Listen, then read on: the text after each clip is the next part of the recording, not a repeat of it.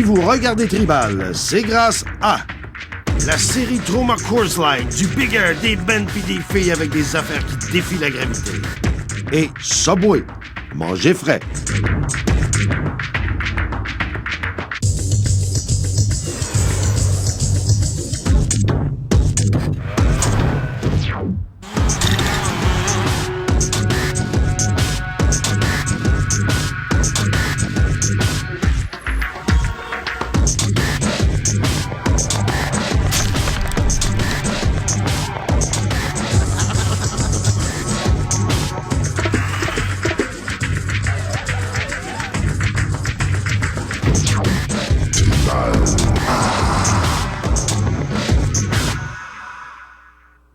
Des pilotes qui filent en rase-motte à plus de 400 km/h et qui doivent endurer jusqu'à 15 de force G.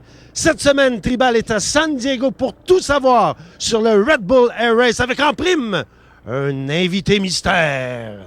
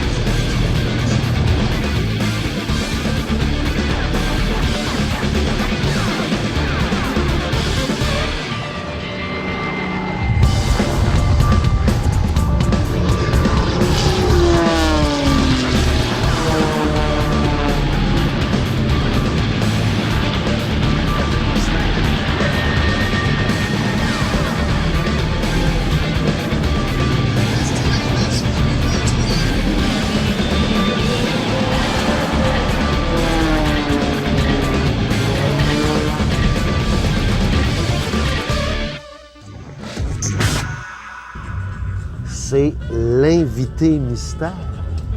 Vous n'avez pas d'idée? Deuxième indice. Invité mystère. Vous n'avez pas reconnu ces superbes mollets, ce dos athlétique. Mais voyons, c'est Ben Ouellette!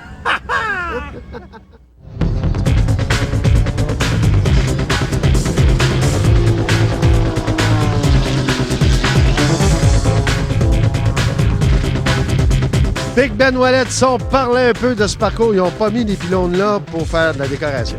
Non, non, absolument pas. C'est vraiment le trajet, Michel. C'est vraiment bien organisé. Là. On a des pylônes qui sont un en arrière des autres. Ça s'appelle le slalom. Et puis, on a des pylônes qui sont un à côté des autres. C'est les passes en parallèle. Un pylône, ça mesure 5 mètres à la base, 75 cm au top. Ça a 20 mètres de haut. Et puis, quand on regarde les bleus, il y a 14 mètres qui séparent de distance entre les deux pylônes bleus. Les rouges, ils ont 10 mètres, eux autres, de largeur. 12 ancrages au sol. Il faut que ça soit bien organisé, bien solide.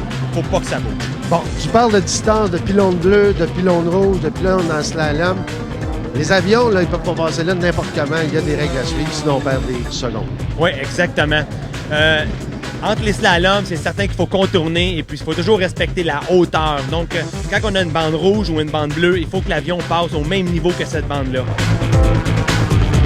Les slaloms, donc, on se doit, comme en ski, comme en snowboard, quand il y a des gates, c'est la même chose. On se doit de faire le trajet slalom. Quand on arrive en parallèle entre les pylônes bleus, donc on se doit de passer à l'horizontale entre ces deux couleurs-là. Quand on arrive sur des couleurs rouges, on se doit de passer de côté en knife sharp qu'appelle.